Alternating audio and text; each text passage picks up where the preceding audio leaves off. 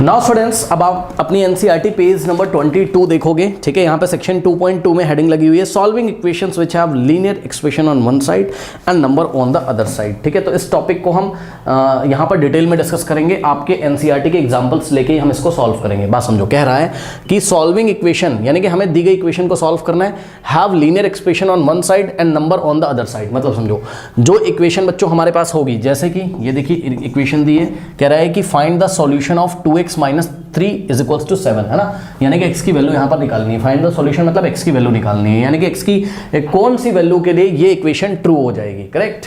अब ध्यान से चेक करो, 2x - 3 इज इक्वल्स टू 7। तो देखो क्या कह रहा है कि solving equation which have linear expression on one side. मतलब समझो, एक साइड तो आपको लीनियर एक्सप्रेशन दिखाई पड़ेगा। चेक कर लो बच्चों, ये देखिए ये जो इक्वेशन है, इसके लेफ्ट हैंड साइड में, भाई इक्वालिटी के जो लेफ्ट में लिखा होगा लेफ्ट हैंड साइड, इक्वालिटी मतलब इक्वल के साइन के राइट में जो दिखाई पड़ेगा वो हमें क्या होगा, राइट हैंड साइड।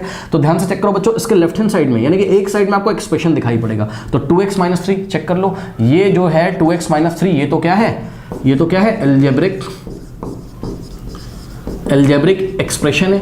और कैसा एल्जेब्रिक एक्सप्रेशन है, लीनियर है। लीनियर का मतलब होता है कि यहां पर जो भी वेरिएबल होगा उसकी मैक्सिमम पावर 1 होगी। तो चेक कर लो, x की पावर कुछ नहीं है यानी कि 1 है। तो इसलिए उसने बोला कि हमारी इक्वेशन में एक साइड तो क्या दिया रहेगा, एक साइड दिया रहेगा लीनियर एल्जेब्रिक एक्सप्रेशन। चेक करो, लीनियर एल्जेब्रिक एक्सप्रेशन, और दूसरे side number on the other side बोल रहा है। दूसरे साइड आपको नंबर देखने को मिलेगा, कोई रैशनल नंबर मिल सकता है, कोई इंटीजर, कोई होल नंबर, ठीक है, कुछ भी मिल सकता है आपको। ठीक है, तो चेक कर लीजिए, राइट हैंड साइड क्या है, नंबर है, देख लीजिए, दूसरे साइड क्या है, नंबर है। तो ऐसी इक्वेशंस को बच्चों कैसे सॉल्व किया जाता है, देखिए इसके 2 मेथड होते हैं, दोनों हम आपको यहाँ पर डिटेल में डिस्कस करेंगे। ठीक है, चलो देखिए क्या होता है।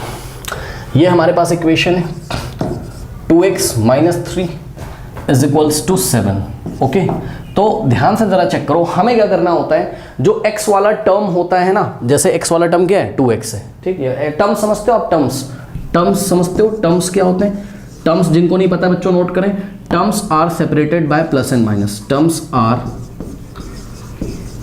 Separated by what, plus and minus. Okay, मतलब समझो, एक दो एग्जांपल देता हूं, भी क्लियर हो जाएगा। मान लो बच्चों कहीं पर लिखा है 5x + 3y। अब बताओ इसमें कितने टर्म्स हैं, टर्म्स कितने, 2 टर्म्स है। कैसे, देखो, प्लस के पहले 5x ये आपका फर्स्ट टर्म है, ठीक, और प्लस के बाद में जो लिखा है 3y ये आपका सेकंड टर्म है। तभी तो मैंने बोला कि terms are separated by plus and minus. मतलब जब आपको कहीं प्लस या माइनस दिखाई पड़े तो प्लस से पहले जो लिखा हो एक टर्म होता है, प्लस के बाद जो लिखा एक टर्म होता है। इसी तरीके से मान लो बच्चों उसने दे दिया आपको 3y - 7। अब बताओ इसमें कितने टर्म्स हैं, 2 टर्म्स हैं। यस सर, क्योंकि यहाँ पर माइनस है तो माइनस से पहले जो कुछ लिखा होगा वो फर्स्ट टर्म होगा, और माइनस के बाद में जो कुछ लिखा होगा वो सेकंड टर्म होगा। तो टर्म्स आपको पहचानने में आ चुके हैं। ओके, तो ध्यान से मेरी बात सुनो, टर्म्स आपको पहचानने में आ चुके हैं। तो अब हम चलते हैं वापस अपने टॉपिक पे। देखिए बच्चों, इस इक्वेशन को कैसे सॉल्व किया जाता है।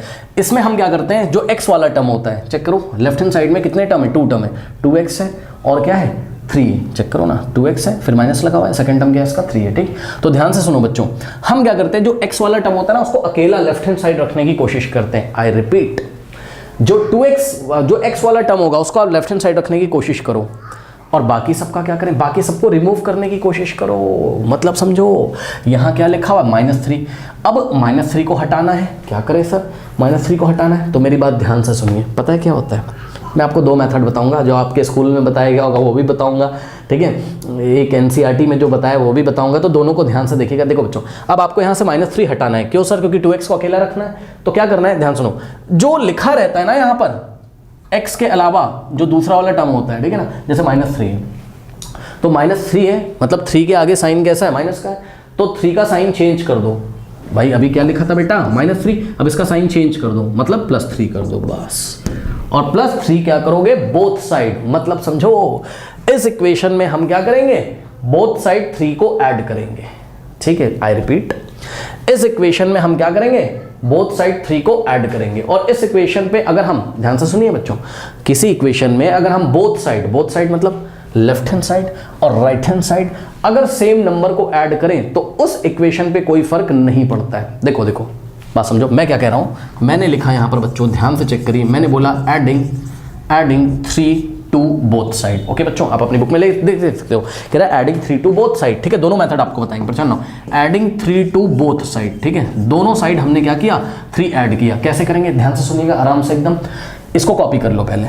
ठीक, 2x minus 3 is equals to, थोड़ी सी यहाँ पे जगह छोड़ दो, यहाँ पे 7। अब क्या किया है, ऊपर क्या लिखा है, एडिंग 3 टू बोथ साइड, मतलब समझो लेफ्ट हैंड साइड भी +3 कर दो और राइट हैंड साइड भी +3 कर दो। बच्चों हम किसी भी नंबर को लेफ्ट हैंड साइड और राइट हैंड साइड में अगर ऐड कर दें तो उस इक्वेशन पे कोई फर्क नहीं पड़ता है, मतलब अभी भी वो इक्वालिटी को फॉलो करेगी, यानी कि उसका लेफ्ट हैंड साइड अभी भी राइट हैंड साइड के इक्वल होगा। बच्चों कॉपी में नोट लगाएं, अगर किसी इक्वेशन में हम बोथ साइड सेम नंबर को ऐड कर दें या सेम नंबर को सब्ट्रैक्ट भी कर सकते हैं तो उस इक्वालिटी पे कोई फर्क नहीं पड़ता है। ठीक है ना, ध्यान से सुनो, कह रहा है कि सर समझ में नहीं आ रहा है, फील क्या रहा है, सुनो और फील देते हैं आपको। मान लो एक बात बताओ बच्चों, आपके पास 2 स्टिक्स हैं, ये स्टिक मतलब 2 स्टिक्स हैं, ऐसे डंडी है, आई थिंक आप समझ रहे होंगे।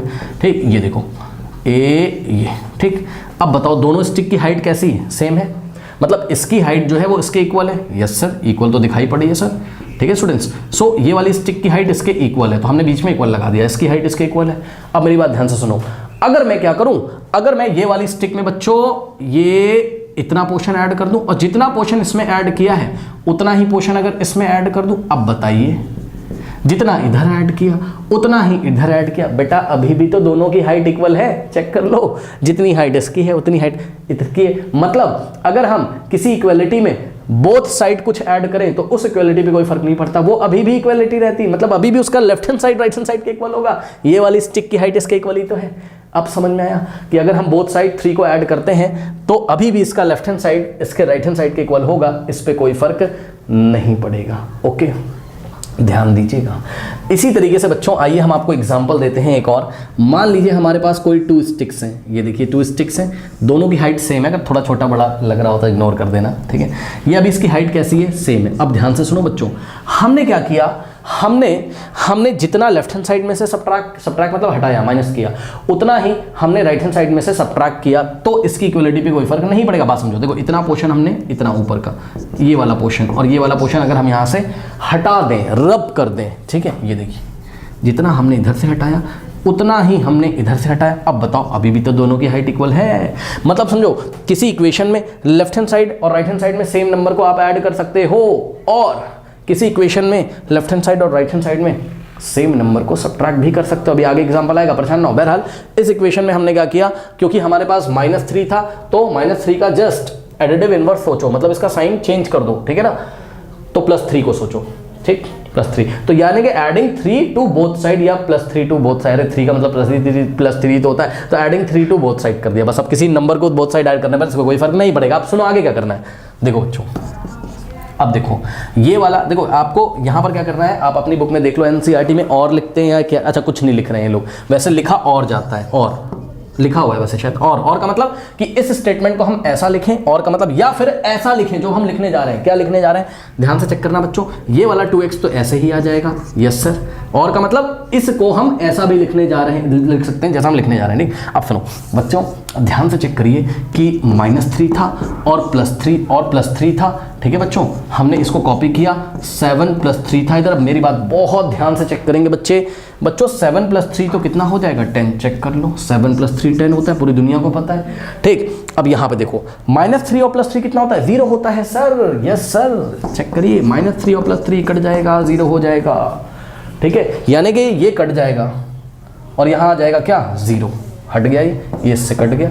ठीक, सो यहाँ पे आ गया 2x के साथ बचा 0, 2x + 0, अब 2x + 0 का मतलब क्या होता है, 2x, भाई 2x में अगर 0 ऐड करोगे 2x ही आएगा। और सिंपल शब्दों में बोले, सिंपल शब्दों में सुनिए, ज़्यादा टेंशन आपको नहीं लेना है। आपने क्या किया था, आपने +3 लेफ्ट में किया था, +3 राइट में किया था, नेक्स्ट स्टेप में इस तरीके से दिखा दीजिए, ये देखिए, ज़्यादा टेंशन आपको नहीं लेना है। 7 + 3 कितना होता है, 10 होता है, और ये प्लस का 3 है, माइनस लो, कट कर दो, खत्म, ऐसे काट दो, बचा 0, 0 का कोई वैल्यू थोड़ी ना होता है। उसके बाद और अब चेक करो बच्चों, यहाँ पर क्या है, 2x है, भाई जो बचा उसको कॉपी कर दो, बीच में क्या लगा, इक्वल, कॉपी कर दो, और इक्वल के राइट हैंड साइड में क्या है, 10 है। ओके स्टूडेंट्स, बात समझ में आई। अब सुनो, आपको किसका वैल्यू निकालना था, x का, यानी कि अभी तक x फ्री नहीं हुआ है, अभी x के साथ उसका कोफिशिएंट है।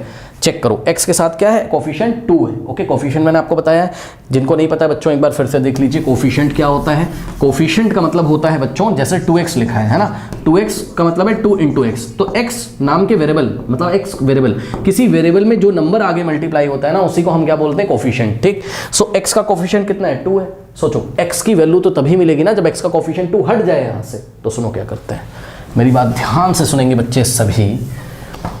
हमने इसको लिखा नेक्स्ट सिस्टम में, और बच्चों एक बात बताओ, 2x को आप क्या लिख सकते हो, 2 × x। यस सर, लिख तो सकते हैं सर। 2x को आप क्या लिख सकते हो, 2 × x इज इक्वल्स टू क्या, 10। अब मेरी बात ध्यान से सुनेंगे सभी बच्चे, ध्यान से सुनिए स्टूडेंट्स। देखिए पता है आप क्या करते हैं, x में यहाँ जो कुछ भी मल्टीप्लाई होता है, ध्यान से सुनो, x में यहाँ जो कुछ भी मल्टीप्लाई होता है उसी नंबर से उठा के हम बोथ साइड डिवाइड कर देते हैं। आई रिपीट, x के कोफिशिएंट में जो नंबर दिखाई पड़ेगा उसी से उठा के लेफ्ट हैंड साइड में डिवाइड कर दो और उसी से उठा के राइट हैंड साइड में डिवाइड कर दो। फिर से बता रहा हूं, अगर किसी इक्वेशन में हम बोथ साइड किसी नंबर से डिवाइड लगाते हैं तो उस इक्वेशन पे फर्क नहीं पड़ता है।